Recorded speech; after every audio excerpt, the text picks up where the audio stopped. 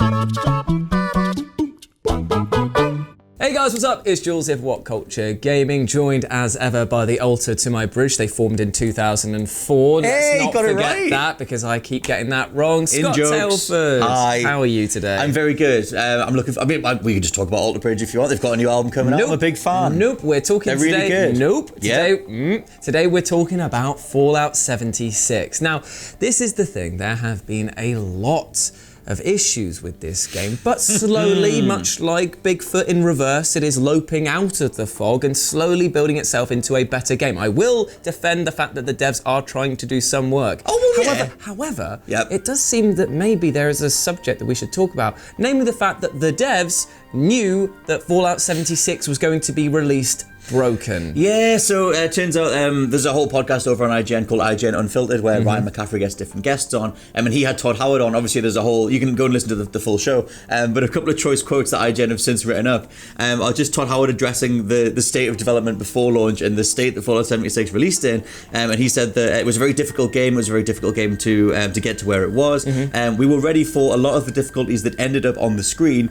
He said that we knew, hey, look, this is not the type of game that people are used to from us, and we're going to get some criticism on it. A lot of that is very well-deserved criticism. So ostensibly, you knew what you were releasing beforehand, and you released it anyway. This is the thing. It is it's a common joke amongst gamers, the fact that Bethesda releases broken games, Yes. but mainly to do with Skyrim and Fallout. Now, I have to admit, I understand that they're both two titles that have massive amounts of quests. So many things could go wrong. Yeah. If you've ever done any coding yourself, you'll know how easy it is to make a mistake. I'm playing Dreams right now, and even that is very hard to get things around. Exactly. So it makes sense that there will be some bugs and stuff upon launch. However, when you are a AAA publisher with the amount of money behind you, and you are the one that is announcing when your game will be released, maybe then you should be saying to yourself, maybe we should make sure we have definitely enough time. What's that, guys? You want to start using the creation engine? Have we used it before? No, we haven't. Okay, maybe that will take a bit more time. Oh, it's going to be completely online. Do we have any experience with doing that? Not really that much. Maybe we should give ourselves a bit more time. You know what? Let's release it in a year and a half. See, the thing they always... Do you know what I mean? Yeah, so we did a whole podcast about the way that Bethesda appear to perceive themselves versus the way that a lot of console gamers perceive themselves. And I think they kind of have this sort of like rough and tumble, we'll just experiment, oh, it's us, Bethesda junk, and it's kind of just fun and you will figure it out. That's commendable, in a way. It can be. Up to a limit. Yeah, it can be, but when you're going to start charging for things, you're going to have pre-order bonuses that we know kind of went sideways anyway. You can look at the whole bag fiasco and the whole thing with the Power Armor edition and all that type of stuff. Like you said, they're completely in control of their own destiny with this stuff. They don't need to rush things out the door. They can take their time. When they did do that with Fallout 4, like there was a good, 7-8 years, whatever it was, in between 3 and 4.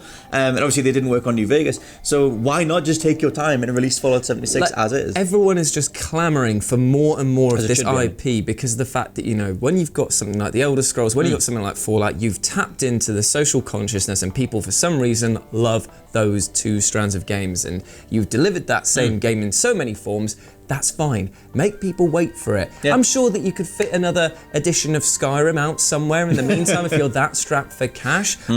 Do Skyrim shelter? At this point, I wouldn't really put it past them, to be honest. That's another thing with going forward as well, is that they've already said with Starfield that it's going to be reusing the creation engine again. And Todd Howard's whole thing was that, the modders love it. And it's like, well, don't make things for the modders. Like, that works on a PC side, but not on the console. When you say that the modders love it, that basically means it's like they fixed our games quite a lot. This is right. Okay, but let's just talk about Fallout 76. Let's just hone in on this because when this game released, there was a huge split in the audience because people were either so annoyed at the fact that it wasn't the multiplayer Fallout game that they always wanted, and those that did enjoy the game suddenly were like, it's very disconnected. It doesn't feel like there's much to it. There's not much story mode, and there's not much to see and do outside of these sort of open bits. Now, I have to say, they have addressed a lot of the problems going forward. Right. The game as it is today is in a much better shape than it was even a couple of months ago.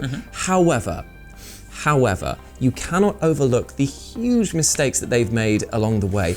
Releasing the drop rates thing, or telling people that they were changing that, releasing all of the nuclear bunker codes and not being able to change them so that they were the same on loads of servers. Like even things like item duplication and sort of like being able to just glitch an entire sort of inventory, or even level up in places just by killing the same enemy again and again, which wouldn't die. Now those are huge problems in a game where you're telling people that there's meant to be a huge investment of your time. Well, if I can get to level 99 or whatever it is, the max cap, in a day, just by self-parking it, then what is the point?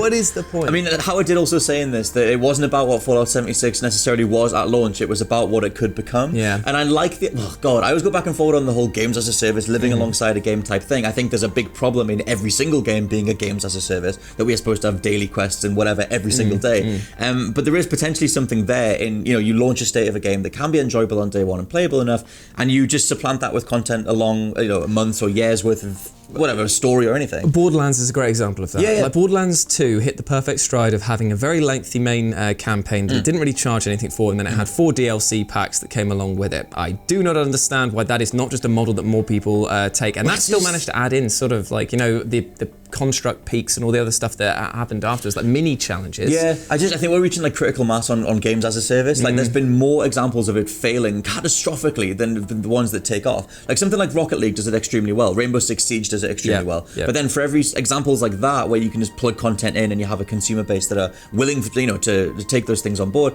you have something like Anthem, which just fails at every turn, or something like this where like you can kind of see the idea of a multiplayer Fallout and the idea of different events that could happen in the world. Like if they'd had a more solid engine where everybody's online at a given time and a nuke just goes off in the corner of the map or whatever, and everyone starts thinking like, who the hell set that off? And they can be like, oh, actually it was this villain, and we plug him into the world, and then you go forward with that. You can totally do group storytelling like what Fortnite does. I know it's a weird comparison. But when Fortnite did the fracture in the sky, there's a superhero flying through the world, and anyone who was online at that time could see it. That's brilliant. That's a really good way to do a games as a service and a live community element. Fallout didn't have any of that stuff, and then even to find that they couldn't even like nail that first step, I just think that's ridiculous. I think that it goes beyond that to the principal thought behind it, because it's like you're saying, they released it in a state, or they were prepared to release it in a state that they knew was going to be broken, and at no point did they feel that, okay guys, we should take the hit on the money side of things in order to delay this game and make it better. I know it sucks whenever somebody says this game has been delayed or pushed back. It's the same with any film project, but you have to admit that sometimes delaying a project to make a better start overall, like the damage that was done, PR-wise and in terms of the player base from having a shoddy launch, has absolutely ruined what Fallout 76 could have been. I would say so. Prices were slashed. I think it was within the first week. It was, but within the first week, and that is the sign that you have not shifted enough units, and you're just desperate to basically go, oh god, this has been just get it out there. And it's like on that front, you have the age-old Shigeru Miyamoto quote about like a delayed game is eventually good, a broken game, I think it's a broken game at launch is always bad, or whatever it is. And as he said, it's an immortal quote that I can't get right, but you know what I mean. If you take the time and put it right, you get your first foot out the door confidently, that will carry forward. But it just like that idea of like Bethesda's perception of themselves, they've long been this experimental, PC-based RPG company, and like that's kind of what we love them for, and we could forgive like some of the weird glitches or the weird bugs or whatever. Earlier. I mean, like the troll launching you into the giant launching you into the air in Skyrim became like a silly meme that they refused to patch out for it. Yeah, for a little bit. So, and it's like that was in 2011, and it's like that's fine. That was kind of part of them. But I think but even then, Skyrim, that glitch was part of a massive few 100-hour game. And the bulk of that stuff was still amazing and one of the best games of all time. Whereas Fallout 76 has very little in it, like especially back at launch. And as much as I like what they were potentially going for, I just kind of think it's insane to just be like, well, we're putting this version out for a premium price, not even on like an early access beta or anything. It's just like, oh, it's £40 or the full price, and it's broken. I mean, that it blows my mind when you get companies like let's go and choose another AAA person that's also done, say, Activision and their Blackout expansion that they did, which is obviously them trying to cash in on the Battle Royale mode. But they managed to launch that successfully, smoothly, without ever having any previous experience in the field doing that. So why the hell is it so hard for a company who has millions of dollars and tons of developers who are brilliant at their job, unable to create a map that feels consistent with the world storytelling that they're trying to do? graphics that are like consistent with the world storytelling they're trying to do. Just a solid engine. And a solid like multiplayer base. I don't understand why that has been so hard. And even then, even if you go outside, obviously, different devs have different skill sets, and they're going to be brought up around different genres, and it's going to rely on different engines. But you have time, like being the developer-publisher combo, you have time on your side. That's why CD Projekt Red delayed Cyberpunk until it was ready, and they're going to continue delaying it until they're 100% confident in it. I personally feel that it's a flow out of a problem that is the early access system that we've now accepted as part of the gaming norm. Like, do you remember when that first came out and people were like, why the hell would I ever play for broken games? And now people are like, yeah, take my money, yeah, whatever, I'll pay for this. You can have games that sit in their early access for years. I mean, DayZ only just came out of it. GTA Online was like Red Dead Online, just came out of it. And these are for a massive thing, but they con you into thinking, you'll pay for an unfinished game at the moment. And Fallout 76 is just this thing of like, they'll get there eventually. It will be a good game because I do believe that they will deliver on what they originally promised, but God damn. But that's the thing, like it's all in the optics and the communication of it, because Fallout 76 at no point did they say this is an early access thing, this is a beta, we're going to get there. Like Red Dead Online, they took their time, but at least they said this is a beta. Yeah, and I mean, Fallout had a short beta, but it was a beta testing. That was a test, but it was so close to launch date that they were unable to change anything of great significance anyway. I mean, so what they did was they went out there and they just said, this is the finished game. Yes. This is the finished game. Yeah, my point is you need to... Bollocks.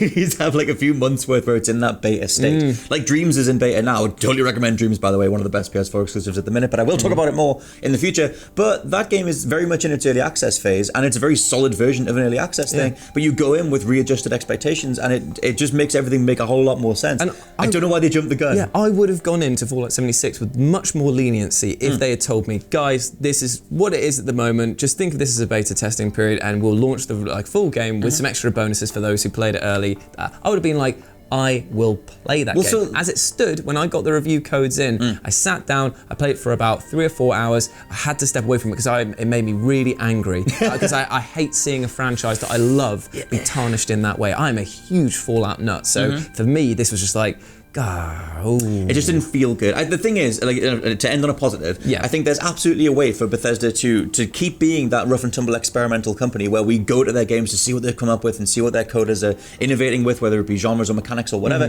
They just need to communicate it with the fans. Because they literally have said since Fallout 76 came out that they didn't have experience with MMO type stuff before, and 76 was going to be their first foray into that, trying to make the engine work for it, and it took a while to go back and forward on it. You can check Danny O'Dwyer's documentary out for that.